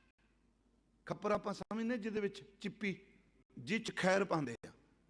ਕਹਿੰਦੇ ਉਹ ਹਰ ਥਾਂ ਤੇ ਸੁਣਦਾ ਹੈ, ਫਲਾਣੇ ਨੇ ਆਹ ਬੋਲਿਆ, ਫਲਾਣੇ ਨੇ ਉਹ ਬੋਲਿਆ। ਕਹਿੰਦੇ ਜਦੋਂ ਉਹਦੀ ਖੋਪੜੀ ਵਿੱਚ ਗਿਆਨ ਆ ਜਾਂਦਾ, ਥੋੜਾ ਬਹੁਤ ਸੁਣ ਲੈਂਦਾ, ਅਗਲੀ ਗੱਲ ਬੋਲਣ ਲੱਗ ਪਵੇ। ਜਦੋਂ ਬੋਲਣ ਲੱਗ ਪਵੇ ਉਹਦੇ ਅੰਦਰ ਇੱਕ ਭਰਮ ਪੈਦਾ ਹੋ ਜਾਂਦਾ, ਇੰਨੇ ਲੋਕ ਮੈਨੂੰ ਸੁਣਦੇ ਨੇ, ਇਹਦਾ ਮਤਲਬ ਮੈਂ ਕੋਈ ਅਥਾਰਟੀ ਬਣ ਗਿਆ। ਮੈਂ ਪਲੀਜ਼ ਤੁਹਾਨੂੰ ਵਾਰ-ਵਾਰ ਇੱਕ ਬੇਨਤੀ ਕਰ ਰਿਹਾ, ਕੱਲ ਵੀ ਮੈਂ ਉੱਥੇ ਕਹੀ ਸੀ, ਸਿੱਧੀ ਗੱਲ ਜੇ, ਜਿਸ ਬੰਦੇ ਨੂੰ ਰੂਹਾਨੀਅਤ ਦਾ ਰੰਗ ਲੱਗੇਗਾ ਉਹਦੀ ਨਿਸ਼ਾਨੀ ਹੋਵੇ ਉਹ ਕਹਿਣਾ ਸ਼ੁਰੂ ਕਰ ਦੇਗਾ ਮੈਨੂੰ ਕੁਝ ਵੀ ਨਹੀਂ ਆਉਂਦਾ। ਜਿਸ ਬੰਦੇ ਨੇ 4 ਦਿਨ ਪੜ੍ਹ ਕੇ 4 ਦਿਨ ਮਾਲਾ ਕਮਾ ਕੇ ਕਹਿਣ ਲੱਗ ਪਿਆ ਮੈਨੂੰ ਸਭ ਕੁਝ ਪਤਾ ਲੱਗ ਗਿਆ, ਯਾਦ ਰੱਖੋ ਉਹ ਬੰਦਾ ਡੁੱਬਣ ਵੱਲ ਜਾ ਰਿਹਾ ਹੈ। ਗੁਰੂ ਗ੍ਰੰਥ ਸਾਹਿਬ ਵਿੱਚ ਇੱਕ ਤੁਕ ਹੁੰਦੀ ਹੈ, ਸੋਈ ਅਜਾਨ ਕਹੇ ਮੈਂ ਜਾਨਾ। ਇਸ ਤੁਕ ਦੇ ਅਰਥ ਦੇਖੋ, ਸੋਈ ਅਜਾਨ ਉਹ ਸਭ ਤੋਂ ਅਨਪੜ੍ਹ ਮੂਰਖ ਬੰਦਾ ਹੈ ਜਿਹੜਾ ਛਾਤੀ ਠੋਕ ਕੇ ਕਹਿੰਦਾ ਲੋਕੋ ਮੈਂ ਸਭ ਕੁਝ ਜਾਣ ਗਿਆ ਵਾਂ। ਤੇ ਜਦੋਂ ਆਪਣੀ ਸਿੱਖਾਂ ਦੀ ਹਾਲਤ ਵੇਖਣਾ, ਸੱਚੀ ਮੈਨੂੰ ਇੰਝ ਲੱਗਦਾ ਬਾਬਾ ਮੈਂ ਆਪਣੀ ਗੱਲ ਕਰਾਂਗਾ, ਸਾਡੇ ਤੇ ਤੁਕ ਢੁਕਦੀ ਪਈ ਹੈ, ਪੱਲੇ ਕੁਝ ਵੀ ਨਹੀਂ ਤੇ ਅਸੀਂ ਦਾਵਾ ਕਰਨੇ ਆ ਮੈਂ ਸਭ ਕੁਝ ਜਾਣਨਾ। ਬਸ ਇੱਕੋ ਤੁਕ ਨੇ ਅਰਥ ਹੁਣ, ਸੋਈ ਅਜਾਨ ਕਹੇ ਮੈਂ ਜਾਨਾ। ਸਭ ਤੋਂ ਵੱਧ ਮੂਰਖ ਹੋਵੇ ਜਿਹੜਾ ਕਹਿੰਦਾ ਮੈਂ ਜਾਣ ਰਿਹਾ। ਅਗਲਾ ਜਾਣਨ ਖਾਰ ਨਾ ਛਾਨਾ ਰੇ, ਛੱਛੇ ਨਾਲੇ ਛਾਨਾ ਰੇ। ਕਹਿੰਦੇ ਜਿਹੜਾ ਜਾਣਦਾ ਹੈ, ਯਾਦ ਰੱਖੋ ਇੱਕ 4 ਦੀਵਾਰੀ ਵਿੱਚ ਵੀ ਬੈਠਾ ਰਹੇ, ਉਹਨੂੰ ਕਹਿਣ ਦੀ ਲੋੜ ਨਹੀਂ। ਜਿਹਨੇ ਜਾਣ ਲਿਆ ਉਹ ਦੁਨੀਆ ਵਿੱਚ ਹਰ ਹਾਲਤ ਵਿੱਚ ਪ੍ਰਗਟ ਹੋਏਗਾ ਹੋਏਗਾ, ਉਹਨੂੰ ਕੋਈ ਰੋਕ ਹੀ ਨਹੀਂ ਸਕਦਾ। ਸੋਈ ਅਜਾਨ ਕਹੇ ਮੈਂ ਜਾਨਾ, ਜਾਣਨ ਖਾਰ ਨਾ ਛਾਨਾ ਰੇ। ਥਾਂ ਥਾਂ ਤੋਂ ਗਿਆਨ ਲੈ ਲਿਆ, ਅੱਖਰ ਲੈ ਲਏ। ਉਸ ਤੋਂ ਬਾਅਦ ਲੋਕਾਂ ਨੇ ਕਹਿਣਾ ਸ਼ੁਰੂ ਕਰ ਦਿੱਤਾ ਮਹਾਨ ਪੰਡਿਤ, ਮਹਾਨ ਵਿਦਵਾਨ। ਸੱਚੀ ਮੁੱਚੀ ਕੱਲਿਆਂ ਬਹਿ ਕੇ ਖੌਮਿਆਂ ਲੱਗ ਪਈ ਮੇਰੇ ਸਾਹਮਣੇ ਕੀ ਲੋਕ। ਕਹਿੰਦੇ ਨੇ ਫਿਰ ਜਿੱਥੇ ਜਾਣਾ ਬਹਿਸ, ਜਿੱਥੇ ਜਾਣਾ ਆਓ ਜੀ ਸਾਡੇ ਪ੍ਰਸ਼ਨਾਂ ਦਾ ਉੱਤਰ ਦਿਓ, ਤੁਸੀਂ ਪੁੱਛੋ ਜੀ ਮੈਂ ਤੁਹਾਡੇ ਸਵਾਲਾਂ ਦਾ ਉੱਤਰ ਦਿਆਂਗਾ। ਜਦੋਂ ਸਟੇਜ ਤੇ ਖਲੋ ਕਹਿੰਦਾ ਮੈਂ ਤੁਹਾਡੇ ਸਵਾਲਾਂ ਦਾ ਉੱਤਰ ਦਿਆਂਗਾ, ਮੈਨੂੰ ਇੰਝ ਲੱਗਦਾ ਇਹਨਾਂ ਬੰਦਿਆਂ ਨੂੰ ਸਮਝ ਨਹੀਂ ਪੈਂਦੀ। ਕਥਨਾ ਕਥੀ ਨਾ ਆਵੇ ਤੋਟ, ਕਥ ਕਥ ਕਥੀ ਕੋਟੀ ਕੋਟ ਕੋਟ। ਖਿਮਾ ਕਰਿਓ, ਰੂਹਾਨੀਅਤ ਵਿੱਚ ਹਰ ਸਵਾਲ ਦਾ ਉੱਤਰ ਉਸੇ ਵੇਲੇ ਨਹੀਂ ਦਿੱਤਾ ਜਾ ਸਕਦਾ। ਜੇ ਤੁਸੀਂ ਕਹੋ ਵੀ ਹੁਣੇ ਮੈਥ ਦੇ ਸਵਾਲ ਦੀ ਤਰ੍ਹਾਂ ਹੁਣੇ ਸਵਾਲ ਕੱਢ ਕੇ ਕਹੋ, ਸਵਾਲ ਹੀ ਨਹੀਂ ਪੈਦਾ ਹੁੰਦਾ। ਮੈਂ ਕਈ ਵਾਰੀ ਸੋਚਣਾ ਕਿ ਜਿਸ ਦਿਨ ਮਹਾਰਾਜ ਤਤੀ ਤਵੀ ਤੇ ਬੈਠੇ ਆ, ਕਵੀ ਸੰਤੋਖ ਸਿੰਘ ਕਹਿੰਦੇ ਨੇ ਕਿ ਸਾਈਂ ਮੀਆਂ ਮੀਰ ਪੁੱਛਦਾ ਮਹਾਰਾਜ ਜਿਹੜੀ ਬ੍ਰਹਮ ਗਿਆਨੀ ਦੀ ਅਸ਼ਟਪਦੀ ਹੈ ਇਹ ਹਕੀਕਤ ਵਿੱਚ ਹੈ ਕਿ ਬ੍ਰਹਮ ਗਿਆਨੀ ਕਹਿ ਧੀਰਜ ਏਕ ਚੋਂ ਬਸਦਾ ਕਉ ਖੋਦਾ ਕਉ ਚੰਦਨ ਲੇਪ। ਇਹ ਸੱਚ ਹੈ ਕਿ ਬ੍ਰਹਮ ਗਿਆਨੀ ਇੰਨਾ ਟਿਕਿਆ ਹੁੰਦਾ ਹੈ ਕਿ ਚੰਦਨ ਦਾ ਲੇਪਣ ਕਰ ਦਿਓ ਤੇ ਸਿਫਤ ਨਹੀਂ ਕਰਦਾ। ਜਿਵੇਂ ਮਿੱਟੀ ਨੂੰ, ਧਰਤੀ ਨੂੰ ਚੰਦਨ ਦਾ ਲੇਪਣ ਕਰੋ ਸਿਫਤ ਨਹੀਂ ਕਰਦੀ, ਪੱਟਣ ਲੱਗ ਪੋ ਤੇ ਸਰਾਪ ਨਹੀਂ ਦਿੰਦੀ। ਬ੍ਰਹਮ ਗਿਆਨੀ ਨੂੰ ਮਾੜਾ ਬੋਲ ਦਿਓ ਕਦੀ ਸਰਾਪ ਨਹੀਂ ਦਿੰਦਾ, ਚੰਗਾ ਕਹਿਣ ਲੱਗ ਪਓ ਤੇ ਕਦੀ ਹਉਮੈ ਚ ਨਹੀਂ ਆਉਂਦਾ। ਮਹਾਰਾਜ ਕਹਿੰਦੇ ਨੇ ਜੋ ਬਾਣੀ ਚ ਲਿਖਿਆ ਨਾ ਜੀ, ਇਹ ਹੈ ਚੇਤੇ ਰੱਖਿਓ, ਅੱਜ ਵੀ ਭਰਮ ਹੈ, ਇਹ ਹੈ, ਇਹ ਸੀ ਤੇ ਜੋ ਕੁਝ ਬਾਣੀ ਚ ਲਿਖਿਆ ਆਉਣ ਵਾਲੇ ਸਮੇਂ ਵਿੱਚ ਵੀ ਹੋਏਗਾ। ਪਰ ਜਿਸ ਦਿਨ ਮਹਾਰਾਜ ਤੱਤੀ ਤਵੀ ਤੇ ਬੈਠੇ, ਸਾਈਂ ਮੀਆਂ ਮੀਰ ਰੋਇਆ। ਇਤਿਹਾਸ ਕਹਿੰਦਾ ਮਹਾਰਾਜ ਜੀ ਦੇ ਪਰਵੱਟਿਆਂ ਉੱਪਰ ਛਾਲੇ ਸਨ। ਸਾਈਂ ਮੀਆਂ ਮੀਰ ਵੱਲ ਦੇਖ ਕੇ ਕਹਿਣ ਲੱਗੇ ਸਾਈਂ ਜੀ ਜੋ ਕੁਝ ਬਾਣੀ ਚ ਲਿਖਿਆ ਹੈ ਉਹਦੇ ਮੌਖਿਕ ਅਰਥ ਅਸੀਂ ਬੜੀ ਵਾਰੀ ਕੀਤੇ, पर अज तवी ते बैठ के मैं उस तुक दे अर्थ कर रहा जिहदे ब्रह्म ज्ञानी दे अर्थ तुसीं सुखमनी साहिब चों पुछे सन कि हर मैनू कहो जी ਇਹਦੇ अर्थ की ने भी जिवें असीं पढ़ने आ बाणी च लोइण रत्ते लोइणी कन्नी सुर समाए मैं आखिरी अर्थ पर असलीयत च प्रैक्टिकल अर्थ रब दाता मेहर करे तो तां बख्शदा है। मैं आप नूं बेनती करा फिर बंदा कहन लगा भी आओ मेरे नाल गलबात करो। भाई वीर सिंह कहंदे आ खोपड़ी एक तां बह ज्ञान नाल भर गई दूजी खौमे नाल भर गई ते जदों किते गुरु कोल चला गया समरथ मुर्शद कोल चला गया ते समरथ मुर्शद कोल जाके लोकां क्या महाराज ये महान विद्वान गुरु ने इकोदम कह दी खोपड़ी नूं परां लै जाओ ਇਹਦੇ ਵਿੱਚੋਂ ਲੋਕਾਂ ਦੇ ਗਿਆਨ ਦੀ ਬੋ ਪਈ ਆਉਂਦੀ ਹੈ ਤਾਂ ਗੰਦਗੀ ਨਾਲ ਭਾਂਡਾ ਭਰੀ ਬੈਠਾ ਹੈ। ਉਹਨਾਂ ਨੇ ਅਲੰਕਾਰ ਕਹਿ ਲੋ ਕਿ ਜਿਵੇਂ ਅਸੀਂ ਇੱਕ ਚਿੱਪੀ ਵਿੱਚ ਮਠਿਆਈ ਵੀ ਸਲੂਣਾ ਵੀ ਰੋਟੀ ਵੀ ਸਭ ਕੁਝ ਪਾਈ ਜਾਓ ਖੁਰਾਕ ਤਾਂ ਚੰਗੀ ਪਰ ਉਹਦੇ ਸਭ ਕੁਝ ਪਾਓ ਬੋਲਣ ਲੱਗ ਪੈਂਦੀ ਹੈ। ਜਿਹੜਾ ਬੰਦਾ ਖੋਪੜੀ ਨੂੰ ਖੱਪਰ ਬਣਾ ਕੇ ਦੁਨੀਆ ਭਰ ਦੀਆਂ ਗੱਲਾਂ ਵੀ ਸੱਟੀ ਜਾਂਦਾ ਹੈ ਕੁਝ ਦਿਨਾਂ ਬਾਅਦ ਉਹਦੇ ਵਿੱਚੋਂ ਵੀ ਬਦਬੂ ਆਉਣ ਲੱਗ ਪੈਂਦੀ ਹੈ। ਭਾਈ ਸਾਹਿਬ ਦੀਆਂ ਪੰਜਾਬੀ ਦੀਆਂ ਸਤਰਾਂ ਨੇ ਉਹ ਲਿਖਦੇ ਨੇ ਸਿਰ ਕਚਕੋਲ ਬਨਾ ਹੱਥ ਲਿੱਤਾ ਪੜਿਆਂ ਦੁਆਰੇ ਫਿਰਿਆ। ਸਿਰ ਕਚਕੋਲ ਮੀਨਸ ਖੱਪਰ ਭਾਂਡਾ ਸਿਰ ਕਚਕੋਲ ਬਨਾ ਹੱਥ ਲਿੱਤਾ ਪੜਿਆਂ ਦੁਆਰੇ ਫਿਰਿਆ ਦਰ ਦਰ ਦੇ ਟੁਕ ਤੁਨ ਮੰਗ ਮੰਗ ਪਾਏ ਤੁਨ ਤੁਨ ਕੇ ਭਰਿਆ ਭਰਿਆ ਦੇਖ ਅਪਰਿਆ ਸਾਮੈ ਜਾਣਾ ਪੰਡਿਤ ਹੋਇਆ ਜ਼ਿਮੀ ਪੈਰ ਨਾ ਟਿਕੇ ਮੇਰਾ ਮੈਂ ਉੱਚਾ ਹੋ ਟੁਰਿਆ। एक दिन एक चकोल लै गया मुर्शद मूरे धरिया झूठ झूठ कर उस उल्टाया खाली सारा करिया। कहता पहला धो भांडे नूं जे कोई रूहानियत लैनी झूठ झूठ कर उस उल्टाया खाली सारा करिया मल मल के फिर धोता इसनूं मैल इल्म दी लाई। इस नुकते नूं सुनियो मन काहे भूले मूड मना तू पढ़िया है मल मल के फिर धोता इसनूं मैल इल्म दी लाई। वेखो एक चकोल लिशकिया कवल वांग हुण खिड़िया।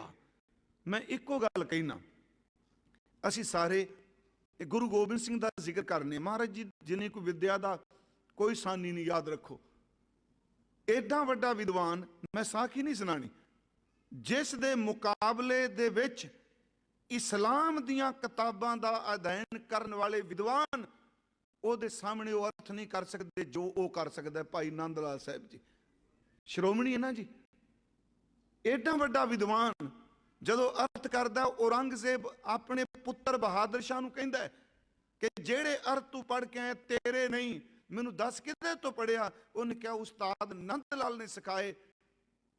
औरंगजेब दे दरबार विच ओहदे बेटियां नूं पढ़ाउण वाला इन्ना विद्वान पर जदों गुरु गोबिंद सिंह कोल जांदा है कहंदे ने नंद लाल आया है कहन लगे इको गल कहो लंगर दे भांडे मांजे जिस घर चों कुछ लेना सूता। एडा वड्डा विद्वान ते भांडियां च खड़ा कर दिता। कोई साडे वर्गा हुंदा चंगी तरी दे के ट्रॉफी दे पेपरां च किन्ना लां लगदा जी नंद लाल आ गया सच्ची मुच्ची। महाराज किहनूं कहो भांडे जाके मांजे फिर भांडियां च इहो खड़ा कीता उस भी माई दे लाल ने कहा भी गुरु गोबिंद सिंह मैं विद्वान खां। याद रखियो इस घर च पता नहीं मैं सोचना गुरु हरगोबिंद साहब का चलो मैं साखियां मेरी मजबूरी में थोड़ियां थोड़ियां तां सुनाना पिया किते अकेवा ना बन जाए भी ये शब्द बारी बोली जाते। गुरु हरगोबिंद साहब की कर रहे देखो कैसी कृपा अंतला समा हुंदा जदों उदों पहला कुछ घटनावां ने तुहानूं सब नूं पता भी भाई गुरदास है विद्वान है ना अपनियां उन्हां दे कवित ने उन्हां दियां वारां ने उन्हां दे सोरठे ने दोहरे ने ते भाई बिधि चंद नूं तुसीं किते किताबां पढ़दे वेखे महाराज कहंदे आ बिधि चंद तू प्रचार करना कथा करनी है। भाई गुरदास साहब नूं कहंदे तुसीं घोड़े खरीदण जाना है। विद्वान घोड़े खरीदण जा रहे हैं ते जिन्हों घोड़ियां दी बड़ी पहचान है उन्होंने कहंदे तू कथा करिया कर अज तो बाद। इस करके मैं क्या गुरु घर विच अखरी विद्या दी थां नहीं गुरु घर विच गुरु नदर दी थां है गुर प्रसाद दी थां। इकबाल कहंदा है खिरद के पास खबर के सिवा कुछ और नहीं। खिरद अर्थ विद्वान तेरे को सिर्फ नौज जानकारी है खिरद के पास खबर के सिवा कुछ और नहीं तेरा इलाज नजर के सिवा कुछ और नहीं। जेड़ा तेनू विद्या का हंकार हो गया तू नजर तो बिना नहीं हो बच सकता। मैं बेनती करा, महाराज गुरु नानक साहब ने पहला उपदेश दिता जी जिहड़ा असीं शुरू कीता। पंडित कहंदा महाराज आ तुसीं किहड़ी फट्टी दी गल कर दित्ती। महाराज ने उत्थे अध्यात्मक अर्थ कीते। श्री राग दा शब्द जाल मोह घस मस कर। ये हुण समस्या है भी अजकल शाही नहीं बनती, सानू अर्थ वो करने पैने। महाराज कहंदे आ तुसीं आ शाही घोली दवात च काने दी कलम लई कागज ते फट्टी ते लिखांदे हो।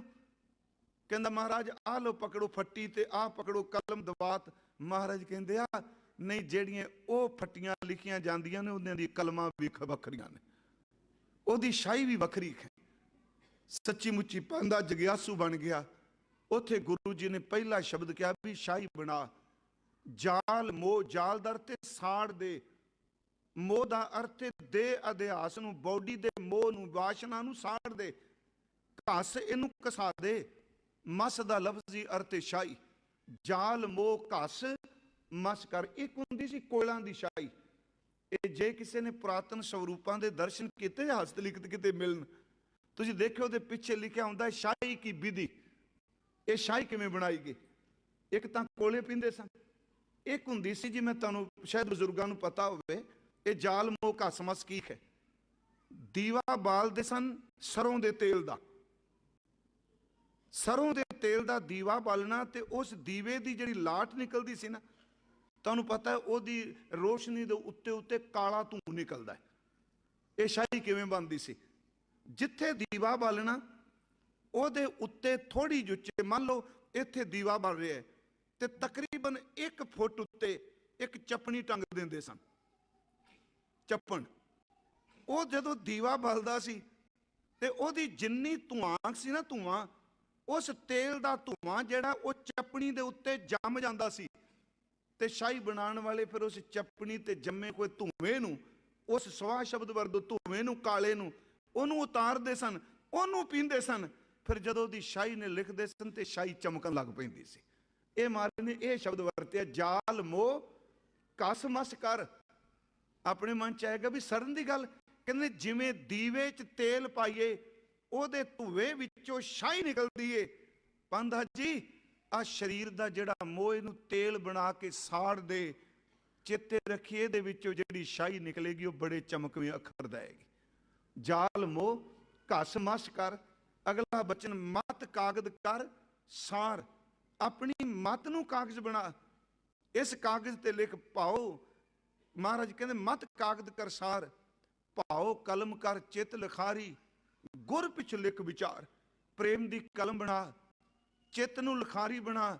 ਆਪਣੀ ਮਰਜ਼ੀ ਨਾਲ ਹਿਰਦੇ ਦੀ ਪੱਟੀ ਤੇ ਨਹੀਂ ਲਿਖੀਦਾ। ਗੁਰ ਪੁੱਛ ਲਿਖ ਵਿਚਾਰ। ਗੁਰੂ ਨੂੰ ਪੁੱਛ ਮੈਂ ਹਿਰਦੇ ਦੀ ਫੱਟੀ ਤੇ ਕੀ ਲਿਖਾਂ, ਮਤ ਦੀ ਫੱਟੀ ਤੇ ਕੀ ਲਿਖਾਂ।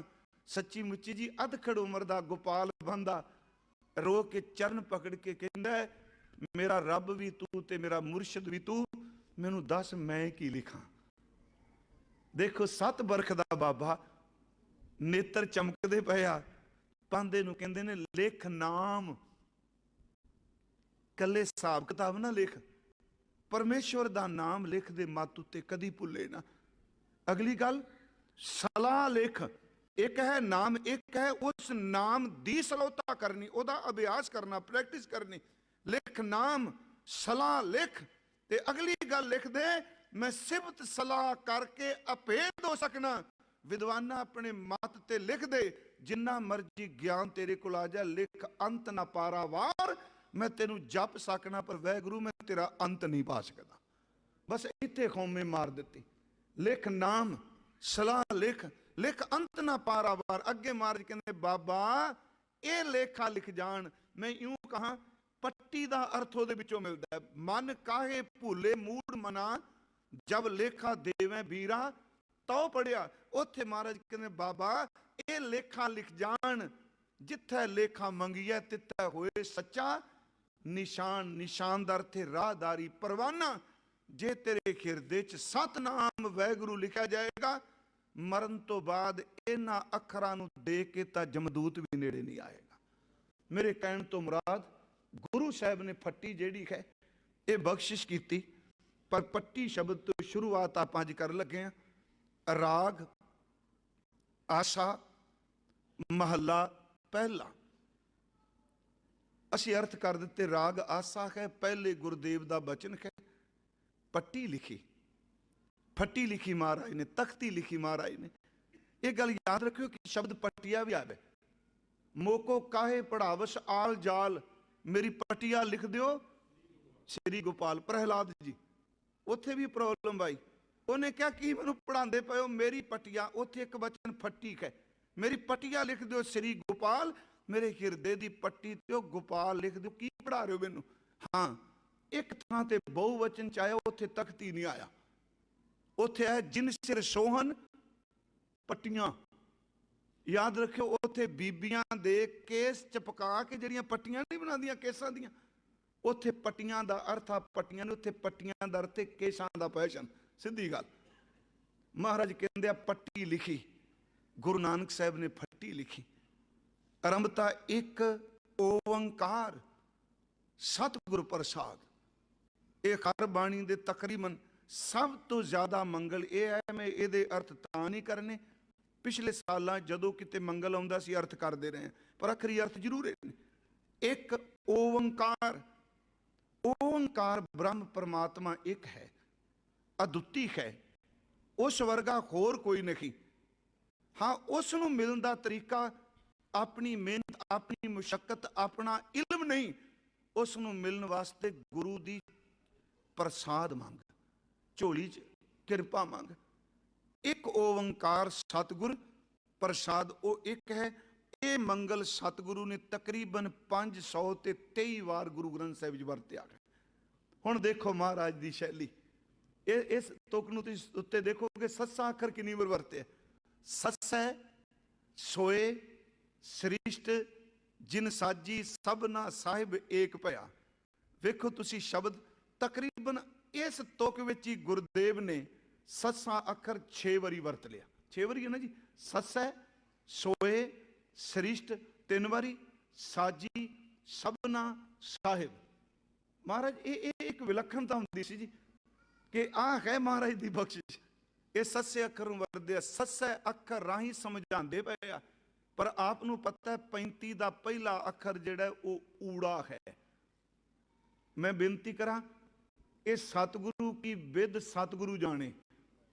मैनू अज थोड़ा जिहा डर लग रहा सी किते चौथे दिन यही ना कोई नवा विद्वान जम पै कहे भी पट्टी ठीक कर लो। नहीं, बड़ा डर बड़ा, क्योंकि ऐड़ा महाराज पिछे लै गया सब तो। याद रखो, ऐड़ा सब तो पिछे। हुण महाराज जी ने इत्थे जिहड़ा ऊड़ा जिहड़ा वो ईड़ी तो बाद वरते। सस्सै सोए सृष्टि जिन साजी। पांदा जी आओ तुहानूं दसां सस्सा अखर सानू की उपदेश दिंदा है। सस्से अखर राही सोए दा अर्थ ओ परमात्मा, सृष्ट दा लफ्जी अर्थ सृष्टि कायनात संसार, जिन दा लफ्जी अर्थ करांगे जिसने। सस्सै सोए सृष्ट जिन साजी, साजी दा अर्थ सिरजना कीती बनाई। पांदा जी जिस सृष्टि विच सानू आदम शरीर मिलिया है, सब तो पहला आओ ओदा जिक्र करिए जिस दाते ने सृष्टि नू बनाया है। सस्सै सोए सृष्टि जिन साजी, सारी सृष्टि नू बना के सबना, सबना दा अर्थ सारे। साहिब इत्थे प्लीज मैं बेनती करांगा, साहब पाठ नहीं करना, क्योंकि कई सज्जन विचों हा हड़ा देंदे आ, कई विचों सिहारी नहीं बोलते। इत्थे पाठ है साहिब, सिहारी का उच्चारण करना है। सस्सै सोए सृष्ट जिन साजी सबना साहिब एक भया। एक दे कक्के नूं औंकड़ लगी होवेगी। याद रखियो, ये भी अर्थ ने। ਇਹਦਾ मतलब एक, जिस एक वर्गा होर दूजा कोई नहीं। फिर बेनती है इत्थे महाराज कहते सस्सै सोए सृष्टि जिन साजी सबना साहिब एक भया। पांदा जी सब तो पहला आपां उस रब नूं चेते करिए जिस ने सृष्टि साजी ते साज के इस तरह नहीं यतीम कर दिते। आ सुनो बेनती, ये नहीं कह दिता भी साज दिते तुसी जिथे मर्जी तुरो फिरो। सबना साहिब एक भया, उन्हें साजे बेअंत, पर बेअंतां नूं साज के साहिब सेब केवल इको है। इस नूं बाबा जी ने कहा साहिब मेरा एको है, भाई एको है। महाराज कहते हैं सत्सै सोए सृष्टि जिन साजी सबना साहिब एक भया, जिसने सृष्टि साजी ते सबना दा मालक एक है। अगे महाराज कहते सेवत रहे चित जिनका लागा, आया तिनका सफल भया। हुण इहदे अर्थ थोड़े जे सुनियो आप जी। इहदे मैं अर्थ इउं शुरू करांगा। अखरी अर्थ ने सेवत रहे, जेड़े जन्म लैके परमात्मा नूं सिमरदे रहे।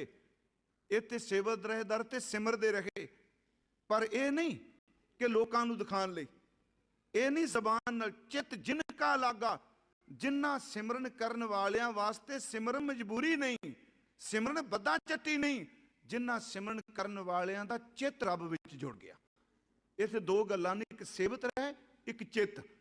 सेवत रहे जेड़े सिमरन करते रहे, सिमरन करदियां करदियां चित जिनका लागा, जिन्हां दा चित लग गया, आया तिनका सफल भया। आए दुनिया ते बड़े आ सृष्टि विच, पर सफल उन्हां दा होया जिन्हां दा सिमरन करदियां करदियां चित लग गया है। ये महाराज जी दी पट्टी दा पहला बचन है। इहदियां तुकां दो ने पहले पदे दियां। सत्सै सोए सृष्टि जिन साजी सबना साहिब एक भया, सेवत रह चित जिनका लागा, आया तिनका सफल भया। क्योंकि गुरु ग्रंथ साहिब दी बाणी, चलो इत्थे सृष्टि बारे नहीं मैं कुछ बोलांगा ज्यादा, ये गल चेते रखियो। गुरु ग्रंथ साहिब सृष्टि की रचना ना किसी देव की रचना मानता, किसी देवते की रचना नहीं, किसी देवी की रचना नहीं। गुरु ग्रंथ साहिब कहते हैं जो कुछ सिरजिया गया रब ने आप ही बनाया है।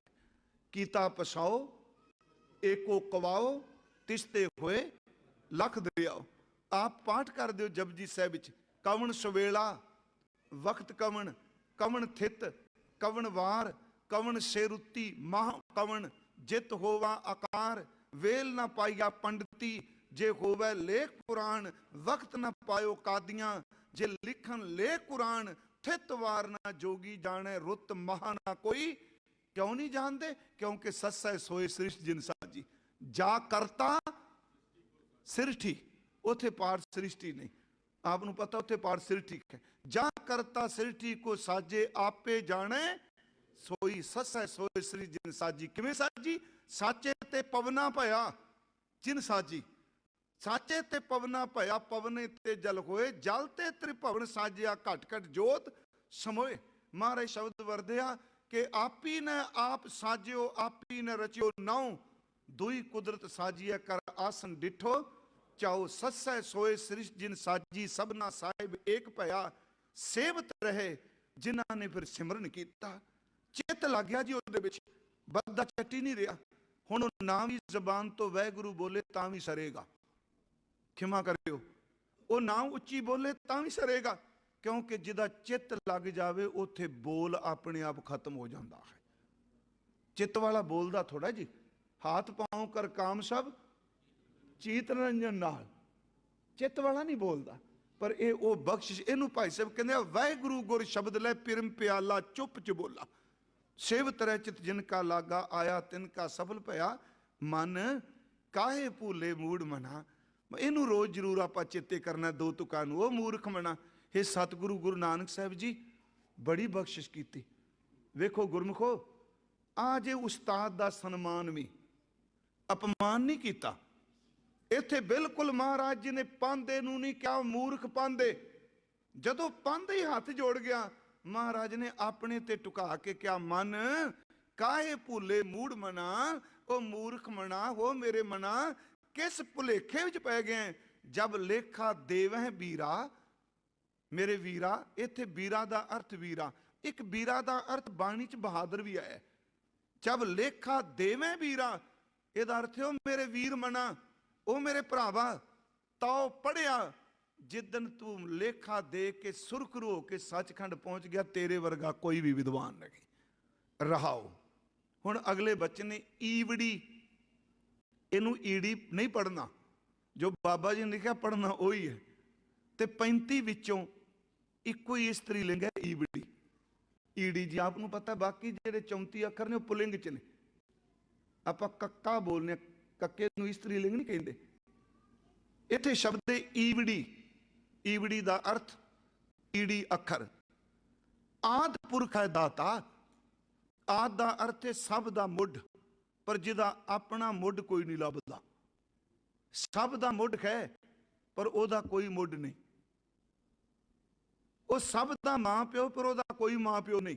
ਥਾਪਿਆ ਨਾ ਜਾਏ, ਕੀਤਾ ਨਾ ਹੋਏ, ਆਪੇ ਆਪ ਨਿਰੰਜਨ ਸੋ। ਨਾ ਤਾਤਾ ਹੈ, ਨਾ ਮਾਤਾ ਹੈ, ਨਾ ਜਾਤਾ ਹੈ, ਨਾ ਪਾਤਾ ਹੈ, ਨਿਰਸਾਕੰਗ ਸ਼ਰੀਕ ਹੈ। ਉਹ ਸਾਰਿਆਂ ਦਾ ਮਾਂ ਪਿਓ ਦਾ ਮਾਂ ਪਿਓ ਕੋਈ ਵੀ ਨਹੀਂ, ਉਹਦਾ ਭੈਣ ਭਰਾ ਕੋਈ ਨਹੀਂ। ਮਹਾਰਾਜ ਸ਼ਬਦ ਵਰਤਿਆ, ਈਵੜੀ ਅੱਖਰ ਰਾਹੀਂ ਭਲੇ ਲੋਕੋ ਪਾਂਦਾ ਜੀ।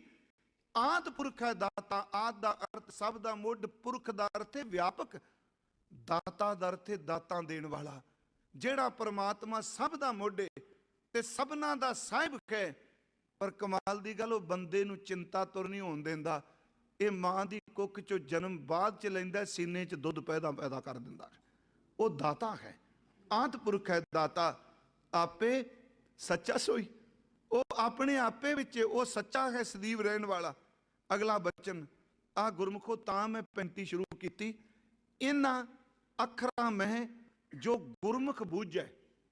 ਮਹਾਰਾਜ ਕਹਿੰਦੇ ਆ ਪਾਂਦਾ ਜੀ, ਐਸ ਪੱਟੀ ਦੇ ਅੱਖਰਾਂ ਚੋਂ ਜਿੰਨਾ ਗੁਰਮੁਖਾਂ ਨੂੰ ਸਮਝ ਪੈ ਗਈ, ਤਿਸ ਸਿਰ ਲੇਖ ਨਾ ਹੋਈ। ਮੈਂ ਲਿਖ ਕੇ ਦੇ ਦੇਣਾ, ਉਹਨਾਂ ਦੇ ਸਾਰੇ ਲੇਖ ਮੁੱਕ ਜਾਣਗੇ ਜਿਹੜੇ ਪੱਟੀ ਨੂੰ ਸਮਝ ਜਾਣਗੇ। ਹੁਣ ਏਡੀ ਵੱਡੀ ਤੁਸੀਂ ਗੱਲ ਦੇਖੋ, ਇਹ ਜਿਹੜੇ ਅੱਖਰ ਨੇ, ਮਹਾਰਾਜ ਇਸ ਬਾਣੀ ਦੀ ਗੱਲ ਕਰ ਰਹੇ ਜੀ। ਇਹਨਾਂ ਅੱਖਰਾਂ ਮੈਂ ਜੋ ਗੁਰਮੁਖ ਬੂਝੈ, ਇਹਨਾਂ ਅੱਖਰਾਂ ਦੇ ਰਾਹੀਂ ਜਿਸ ਗੁਰਮੁਖ ਨੂੰ ਸਮਝ ਪੈ ਗਈ। ਇਸ 35 ਨੂੰ ਪੜ੍ਹਦਿਆਂ ਜਿਹਦੀ ਵਿਦਿਆ ਦਾ ਹੰਕਾਰ ਉਤਰ ਗਿਆ, ਇਸ 35 ਨੂੰ ਪੜ੍ਹਦਿਆਂ ਸੱਚ ਏਵੇ ਜਿਹਦੀ ਮੈਂ ਮੇਰੀ ਮਰ ਗਈ। ਤਿਸ ਸਿਰ, ਇੱਥੇ ਜਿਹੜਾ ਪਾਠ ਹੈ ਤਿਸ ਸਿਰ, ਮਹਾਰਾਜ ਨੇ ਕਿਰਪਾ ਕੀਤੀ। ਇਸ ਸਿਰ ਦੇ ਰਾਰੇ ਨੂੰ ਸਿਹਾਰੀ, ਸਿਰ ਉੱਤੇ ਤਿਸ ਸਿਰ ਲੇਖ ਨਾ ਹੋਈ। ਵਿਦਵਾਨਾ ਤੂੰ ਇਹਦਾ ਰੋਜ਼ ਪਾਠ ਕਰਕੇ ਇਹਨੂੰ ਸਮਝ, ਤੈਨੂੰ ਲਿਖ ਕੇ ਦੇ ਦੇਣਾ, ਤੇਰੇ ਲੇਖੇ ਵਾਲੇ ਕਾਗਜ਼ ਪਾਟ ਜਾਣਗੇ, ਤੇਰੇ ਉੱਤੇ ਕੋਈ ਲੋਖਾ ਨਹੀਂ। ਤਿਸ ਸਿਰ ਲੇਖ ਨਾ ਹੋਈ। ਅੱਗੇ ਮਹਾਰਾਜ ਕਹਿੰਦੇ ਊੜਾ ਉਪਮਾ ਤਾ ਕੀ ਕੀਜੈ। ਤਾਂ ਨਹੀਂ, ਬੜੇ ਅਰਥ ਬਦਲ ਜਾਣੇ ਨੇ। ਤਾਂ ਜਾਂ ਹੋ ਜਾਂਦਾ। ਹਾਂਜੀ, ਇੱਥੇ ਹੈ ਊੜਾ ਉਪਮਾ ਤਾ ਕੀ ਕੀਜੈ। ਤਾਂ ਕੀ ਜਰ ਤੇ ਤਿਸ ਦੀ, ਤਾਂ ਤੇ ਤਿਸ ਬੜਾ ਫਰਕ ਹੈ। ਊੜਾ ਉਪਮਾ, ਊੜਾ ਅੱਖਰ ਰਾਹੀਂ ਕਹਿੰਦੇ ਨੇ ਉਪਮਾ ਕਰ ਉਸ ਪਰਮਾਤਮਾ ਦੀ। ਕਿਸ ਦੀ? ਜਾ ਕਾ।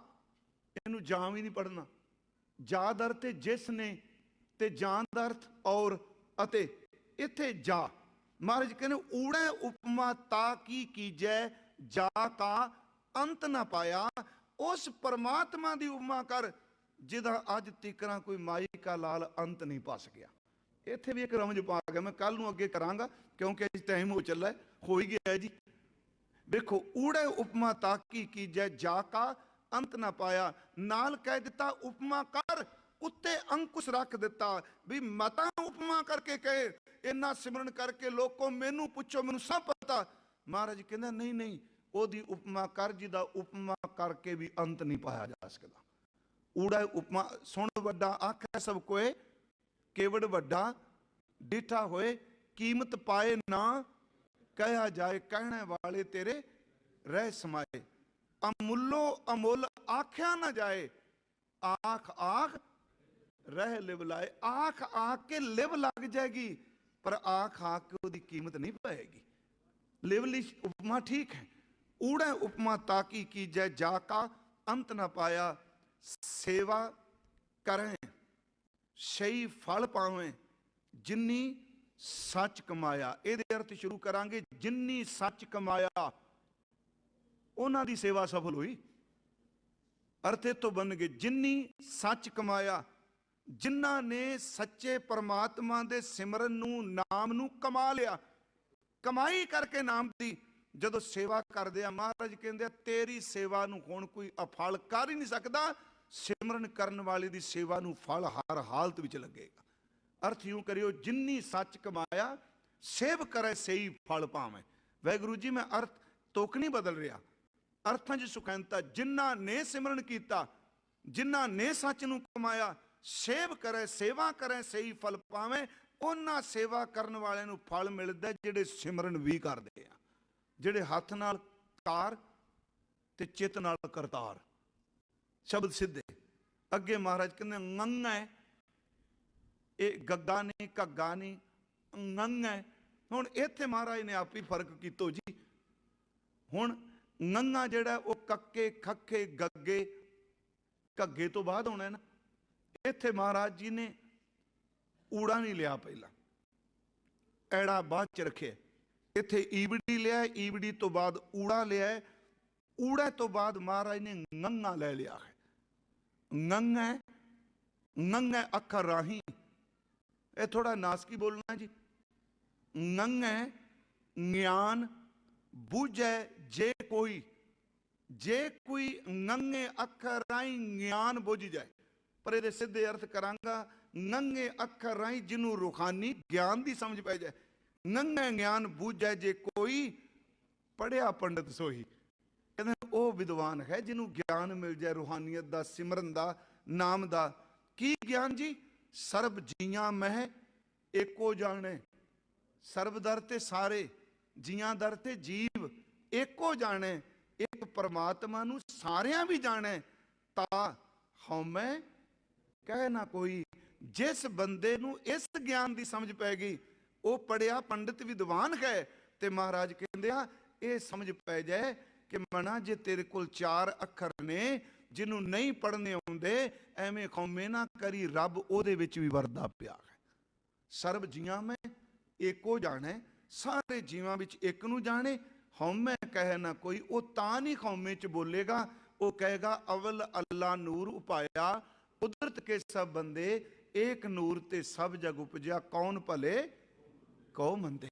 केड़ा चंगा ते केड़ा मंदा, इस लड़ी नूं कल नूं आपां अगे फिर बेनती करांगे। मैं थोड़ा जिहा अज भूमिका च टाइम लै गया, अर्थ आपां रोज़ाना जिन्ने कीते ने रिपीट कर ला करांगे, क्योंकि तां जी मैनू समझ पै जाए। मैं तो सच्ची मन बनाया अज भी जिथे इन्ना नेम करने मना, सारे कथावाचकां नूं पट्टी जरूर पढ़नी चाहिए। बाबा सारे सिखां नूं पढ़नी चाहिए, जे टाइम मिले तो वध तो वध। कल नूं प्लीज़ अगले, अज मैं सिर्फ 4 पदे कीते आ, नाल राहु दीआं तुकां सन। अगे कक्कै केस पुनर जब हुए, ये 5 पदे जरूर पढ़ के आयो अपने घरों। फिर वेखियो तुसी कथा का रस, बोलन का सुनदा आनंद आएगा। सब का बहुत बहुत धन्नवाद जी। बेअंत भुल्लां होईयां ने, आप जी ने बख्श देना।